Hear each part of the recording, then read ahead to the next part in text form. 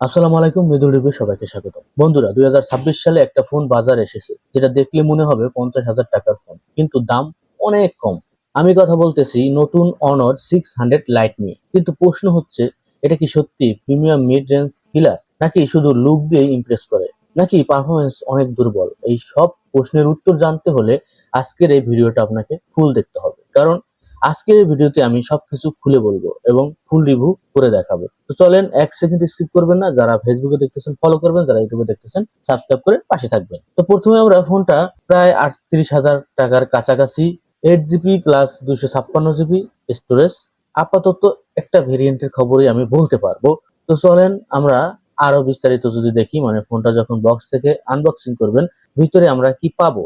প্রথমে ফোন পাবেন, একটা চার্জারও পাবেন, টাইপ সি কেবলও পাবেন এবং ভিতরে কিছু ডকুমেন্টেশনও পাবেন। অনর এখানে একটা ভালো জিনিস করছে, বাজেট ফোনে মোটামুটি যথেষ্ট দেওয়ার চেষ্টা করছে, বিশেষ করে চার্জারও দিয়েছে। আমরা অনেক সময় অনেক ফোনে কিন্তু চার্জারও পাই না।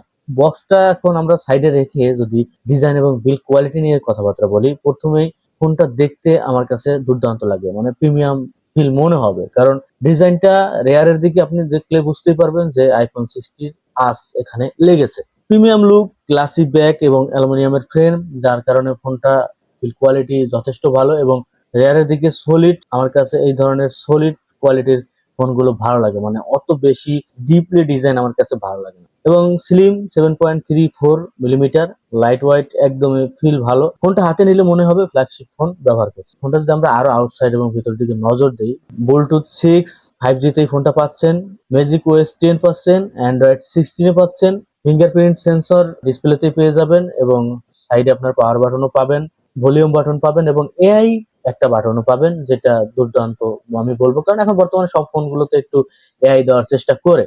সাথে পাচ্ছেন IP66 রেটিং, মানে পানি ছিটা ধুলা থেকে সুরক্ষা করবে। তবে আমার কাছে মনে হয় IP66 কম হয়ে গেছে, IP69 দিলে ভালো হতো। তাছাড়া ফোনে আমরা যদি আরো নজর দেই, NFC পাচ্ছেন, প্রিমিয়াম ইউআই পাচ্ছেন, এখানে পাচ্ছেন না 3.5 mm হেডফোন জ্যাকটা, স্টুডিও স্পিকার এখানে পাচ্ছেন না, টাইপ সি পোর্ট পাচ্ছেন, যেটা দিয়ে আপনি ফোনটাকে চার্জ করতে পারবেন। এবার আমরা ফোনের সামনের দিকে যদি একটু নজর দেই, ডিসপ্লে নিয়ে বললে অ্যামোলেড প্যানেল পাচ্ছেন, 120 হার্টজ রিফ্রেশ রেট, যেটা ভালো। অ্যামোলেড প্যানেল হওয়ার কারণে আপনি ভিডিও দেখা বা স্কুলের ক্ষেত্রে অনেক ভালো একটা শার্পের দেখা পাবেন, যেহেতু 120 হার্টজ এখানে আছে। ফোনের ডিসপ্লে লুকে তাকালে আপনাকে অনেকটাই ভালো করবে, কারণ ডিসপ্লেতে একদম সিমেট্রিক্যাল দেওয়া এবং বেজেল একদমই নেই বললেই চলে।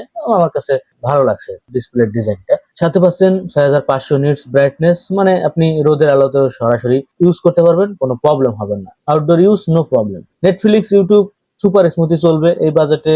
ব্রাইটনেসও ভালো, মানে অ্যামোলেড ডিসপ্লে হিসেবে আমি বলবো সত্যি একটা বড় ধরনের প্লাস পয়েন্ট। এবার আমরা পারফরমেন্স নিয়ে যদি কথাবার্তা বলি, এই ফোনে আছে ডায়মেনসিটি 7100 এলিট 6 ন্যানোমিটার চিপসেট। এই চিপসেটে আমরা বেশ কয়েকটা ফোন দেখেছি, তাই না?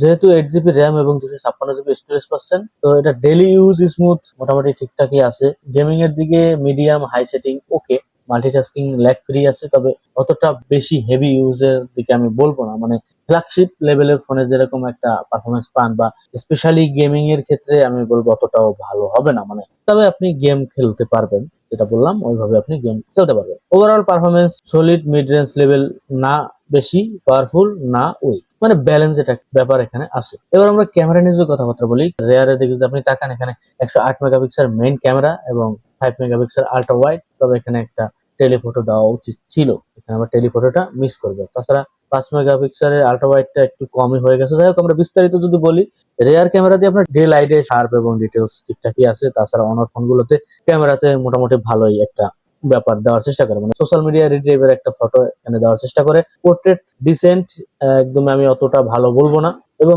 লো লাইটে মানে নাইট মোডে এভারেজ, অতটা ভালো বা গুড লেভেলের আমি বলবো না। যতটা আমরা অনর 600 দেখছি ওরকম লেভেলের আপনি এখানে পারফরমেন্স পাবেন। তাছাড়া 5 মেগাপিক্সেল আল্ট্রা ওয়াইডটাও অত যথেষ্ট পরিমাণে আমি ভালো বলবো না, মানে এভারেজ টাইপের। সেলফিতে যদি তাকাই, 16 মেগাপিক্সেল, যেটা good for social media, but এই বাজেটে 16 মেগাপিক্সেল একটু কমে হয়ে যায়। যারা ক্যামেরা লাভার আছেন হতাশ হবেন না, রিলস ভিডিও কল ঠিকঠাকই আছে। তাছাড়া এটার মাধ্যমে আপনি টুকটাক কন্টেন্ট তৈরি করতে পারবেন। মানে ওই যে ফ্ল্যাগশিপ লেভেলের যে ফোনগুলো ওইটার সাথে আপনি তুলনা করতে পারবেন না। মানে এই যে অনার যে 600 আছে যেটা, ওটার সাথে আপনি এটা কম্পেয়ার করলে অনেকটাই হতাশ হবেন। লো লাইটেও মোটামুটি এভারেজ, অতটা ভালো বলবো না। লাইটের কোয়ালিটি যদি ভালো দিতে পারেন তাহলে এখানে মোটামুটি লেভেলের একটা পারফরমেন্স পাবেন। তবে এখানে হতাশার বিষয় হচ্ছে এখানে আপনারা ফুল এইচডি প্লাসে ভিডিও রেকর্ডিং করতে পারবেন। তবে এখানে আমি আশা করছিলাম যে 4K তে ভিডিও রেকর্ডিং করার একটা ব্যাপার দিলে সন্তুষ্ট হইতাম, তবে এখানে হতাশ আমাকে করছে। যাই হোক, এবার আমরা ব্যাটারি নিয়ে যে কথাবার্তা বলি, ব্যাটারি এখানে যদি বলি ভালো, 6520 mAh ব্যাটারি দিচ্ছে, তবে 7000 mAh ব্যাটারি দিলে আর একটু ভালো হতো। সাথে 45 ওয়াটের ফাস্ট চার্জিং সিস্টেম পাচ্ছেন।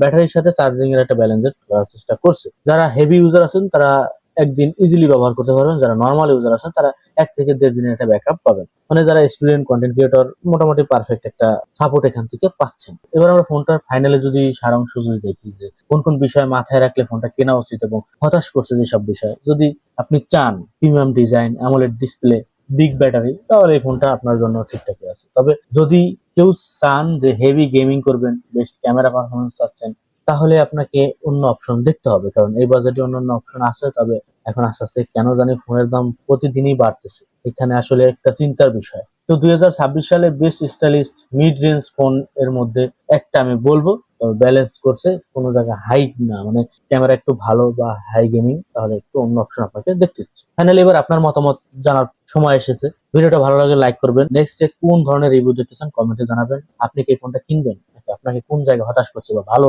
লাগছে আপনার কোন বিষয়, সেটা অবশ্যই কমেন্টে জানাবেন। আর এমন অনেস্ট রিভিউ পেতে চাইলে চ্যানেলটা সাবস্ক্রাইব করবেন। যারা ফেসবুকে দেখতেছেন ফলো করে পাশে থাকবেন। আজকে পর্যন্ত, আসসালামু আলাইকুম।